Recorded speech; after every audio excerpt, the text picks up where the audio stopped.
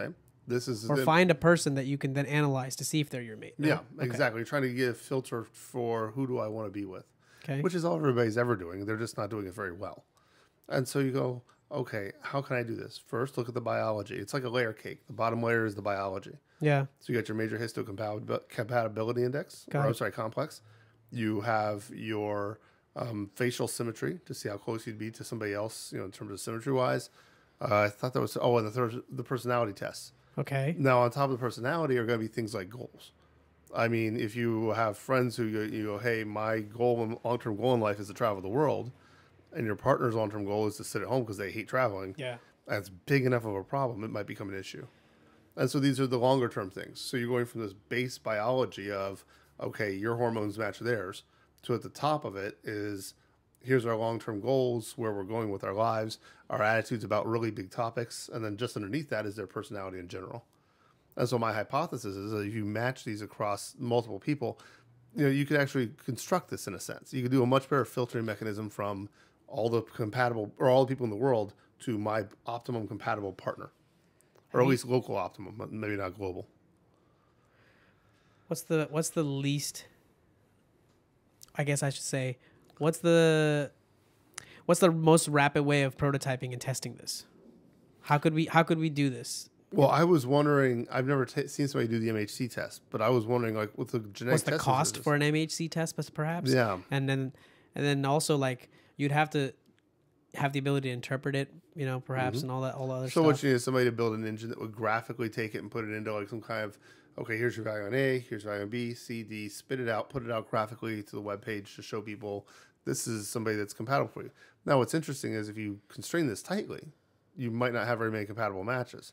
We're not just looking for 1 in 100. We might be looking at 1 in 10,000 people that match across all these dimensions.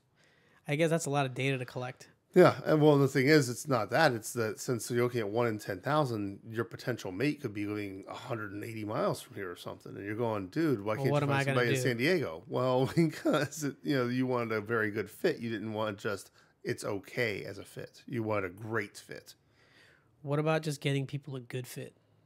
You can do that. You could just like a bargain relationship algorithm. For $10 a month, you get somebody you can tolerate. They won't kick your ass and you won't kick theirs, so it's cool. Can you imagine? I love that. Can you imagine tiering? What kind of mate do you want? Yeah, I want the premium, I want this full service package. And it's like a Rolls Royce or a Tesla. Yeah, wow. But you know what? Maybe it's not so crazy that we're talking about this, honestly. No. Honestly, you're thinking about all the data that we're already collecting. Sure, why not? It's just a matter of time. It's not a matter of, whether it's possible or not. It's just when. Right. It's just a matter of when. And then that's a good way to capitalize on it is to, tier it. Why not? Well, we've talked about this just briefly, you and I, before. Just I think about the idea of how much similarity do you want to have with your potential partner and how much difference is there so that you have novel things to each bring. I guess, 100%. Yeah, the similarities would be near, core values, things that are like along that nature. Sure. And probably differences in like, ideally would be where you lack, they pick up. Sure.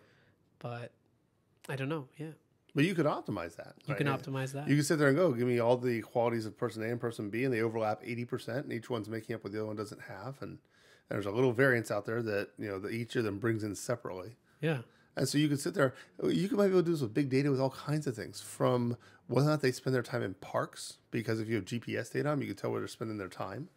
To whether or not they drive long distances, because somebody that hates I was thinking about what you just said, actually. Yeah. So you're saying taking the data that's already there, like geo data that exists from your cell phone in your pocket all day. Sure. Which, at some point is going to be utilized to the highest bidder, right? Like, I mean, data eventually is all, if you're going to make money off it, you have to sell it. Mm-hmm. So somebody's going to utilize that data or at least maybe test. That's a good point. They can figure out all these traits. Yeah, what are your traits I can access based on your geolocation? If you're on a college, what kind of pattern is it? Like, how often do you go to certain places? How active or sedentary are you? Yeah. Oh, yeah. If you're moving or not, right? Because a lot of people are so attached to their phone to their hip, you can definitely track. You can tell exactly. Or even check this thing out. This thing's tracking my movement all the time. Hey, you need to stand up. Hey, you didn't do or whatever. Very true. It's only a matter of time before you start pulling that salient information out. And it sounds so nefarious, but if people don't mind it. Huh? What's the word? Bad. Bad. Threatening. Sounds bad. Yeah, all right. It sounds so threatening, but if you think about it, what if it really could help you find that right person? You know, when you sit there and go, well, I already have water. Well, I'll give you some more water. Oh, thank you. Maybe, can we please have some water? Thank you. That's our behind the scenes. Production assistant. First producer, Mimi. Yeah, that's right. Yeah, that's a good point. Yeah, and you sit there and think, what's the optimum? If you go, if the purpose, everybody has these good purposes. She wants your glass. Oh. She doesn't want to come into the frame. Waving at me. No, she just doesn't want to come into the frame, so I get it. All good. We all want the same things, right? We all want connection. The problem is we're trying to sort a haystack and get a needle out of it. You know, and of course, we're trying to sort 1,000 haystacks and go, where's the needle, the right person? Now, of course, it's possible you can go with somebody that's okay. But if you're saying, I really want the right person, it's a lifelong thing. Yeah. Well, then maybe you do pay. I'd gladly pay for it. I mean, I'd pay good money for it. It's worth it. Yeah, if you're going to tell me you're going to find me an incredibly compatible person for the rest of my life, who doesn't want that? So it's one of those things that I feel that once you have the data, yeah, can be done. Sure. But today, how can we potentially like find, let's say, you a mate, right? Or you know, what's the wireframe version of this that we can do? You know, that's because I'm trying to think actionable. What's possible? You know. Well, I'm sure they have the Big Five inventory almost online. You can probably, I think that's open source now, actually. Yeah. So you can literally take it and just put it into a thing, and it analyzes the data with a script within, well, how the way you write, a day or less, sure, a couple hours, right? And you go, well, then okay, now I can get the Big Five, so that gives me a personality thing. But now I'm still kind of just competing with Neil Patrick Harris. I keep saying that. I know it's like, was it Neil Warren something? I don't know. The guy from eHarmony.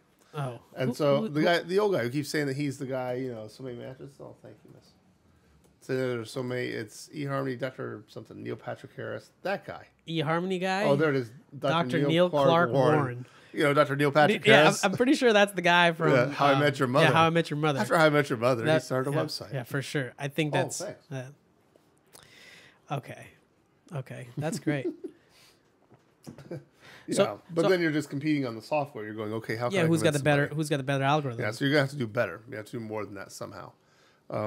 Which also leads me to, I'm kind of going, okay, well, maybe those MHT tests aren't that far away because I don't know if they can do them right now or not. Because I know they have, sequencing for like $100, and that's 23andMe, and they'll tell you all kinds of stuff about your genome. Like, well, I can't believe this is the ancestry stuff you're talking about? Yeah. I can't believe that this is any more than that. Have you done one of those? No. I feel skeptical. I feel skeptical about giving that kind of genetic information out. That's kind of like you're volunteering to basically be on a database of where they can scan you. I don't know. I'm sure eventually it might be unavoidable,